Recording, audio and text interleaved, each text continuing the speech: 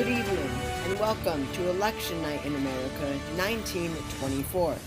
In this historic presidential election, the Republican presidential candidate Calvin Coolidge, the incumbent president, is fighting for another term in the White House.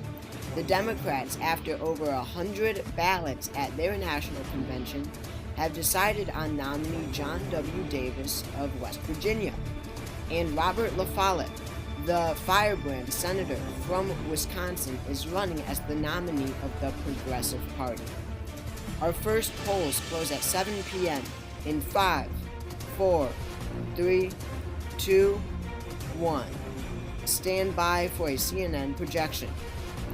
Our first projection of the night, we can project that John W. Davis will carry the southern state of Georgia. This is part of the solid Democratic South, 14 electoral votes.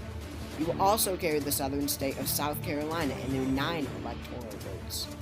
He will also carry the state of Virginia with their 12 electoral votes. Calvin Coolidge, the president running for re-election, will win the state of Indiana, typically a swing state not too long ago in presidential elections, but really has been solidified by the Republicans in recent years, 15 electoral votes there. He will also carry the deep red state of Vermont in their 4 electoral votes. Kentucky, as of right now, just like in 1920, is too early to call at this moment in time. 13 electoral votes up for grabs. And looking at our electoral map projection so far, 266 electoral votes are needed to win. John W. Davis takes the early lead at 35 electoral votes. Calvin Coolidge at 19, Robert LaFollette at 0. The Republicans are hoping, praying that they can keep the White House in an expected to be somewhat close race, even though Coolidge is favored to win, after the Teapot Dome scandal that plagued the Warren G. Harding administration. Remember, Coolidge was vice president until 1923 when Harding suddenly died amid the Teapot Dome scandal, and Coolidge was sworn in as president.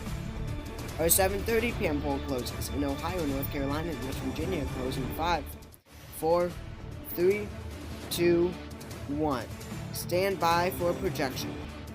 We can now project that Ohio, a state that went to Woodrow Wilson in 1916 but flipped Republican in 1920, will go to Calvin Coolidge. 24 electoral votes, a very important state of Ohio. This is a very early call for a swing state like Ohio, and it may signal that this race will be more pro-Coolidge than we previously anticipated. However, John W. Davis will carry the state of North Carolina and their 12 electoral votes.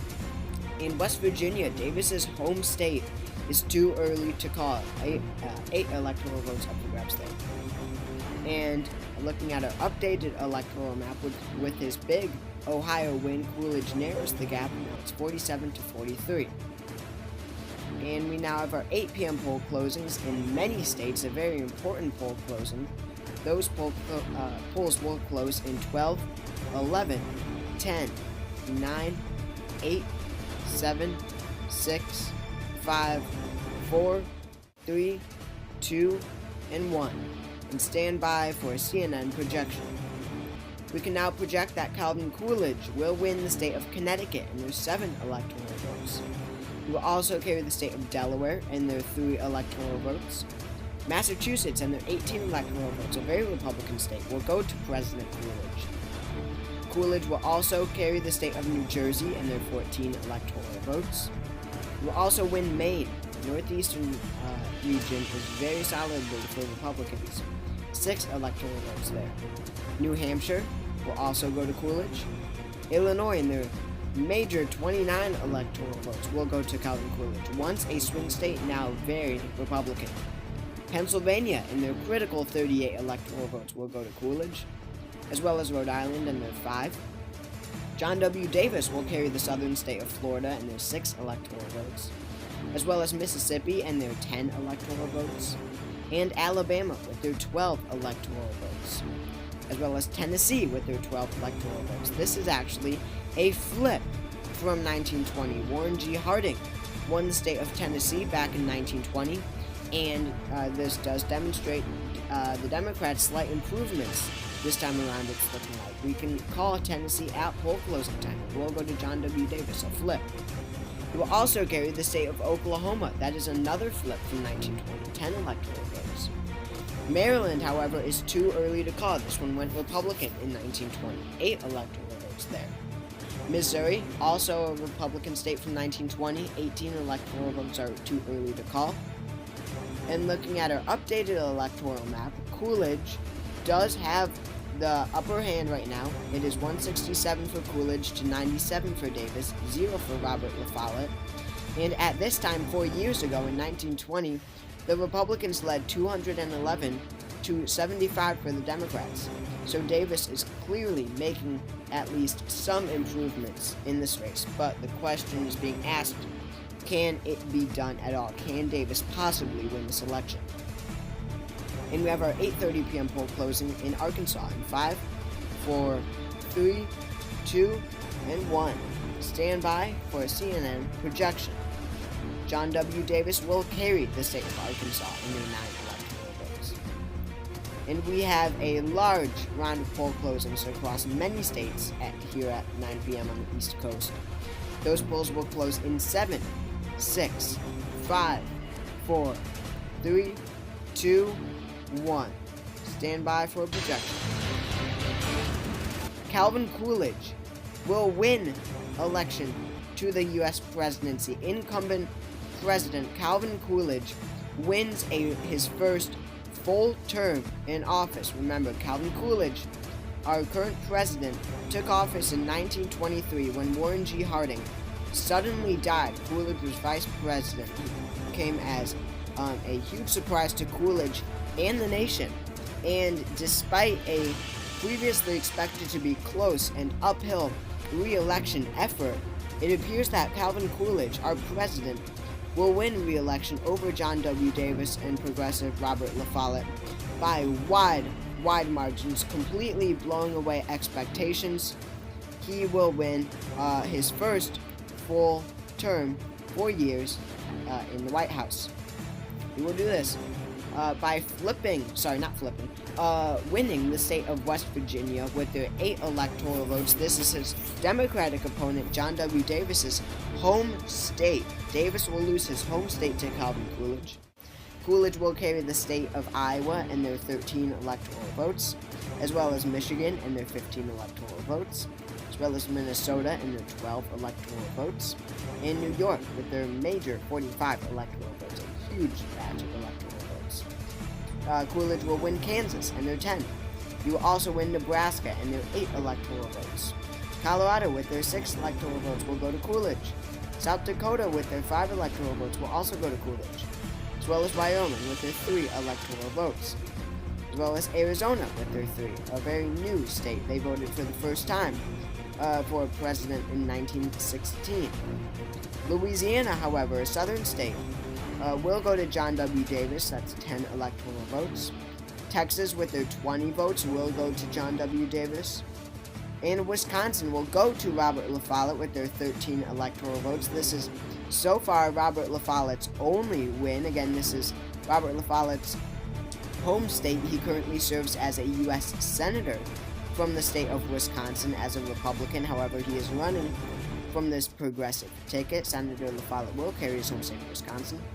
North Dakota, right next door to, not right next door, very close to LaFollette's home state of Wisconsin. It is a very, very, very close race in the state of North Dakota right now. 5 electoral votes are too early to call. It is currently a race between Coolidge and LaFollette. LaFollette currently leads, actually, in the state of North Dakota. New Mexico is too early to call as well. There's 3 electoral votes there. And now let's get an update on our electoral map. 266 votes were needed to win. And before even all the polls were closed, we can project that Coolidge does win election to the presidency. That's 295 electoral votes, more than he needs. John W. Davis currently has 136. Robert LaFollette has 13. This election was much more of a Republican landslide than previously anticipated.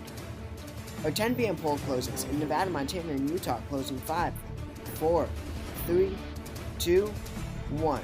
Stand by for a CNN projection. In the state of Maryland, a very close state, we can now project, the state was previously too early to call, we can now project that President Coolidge, will win their 8 electoral votes. He will also carry the state of Missouri with their 18 electoral votes. Missouri, a southern state, stays in Republican hands. He will carry the state of Utah with their 4 electoral votes.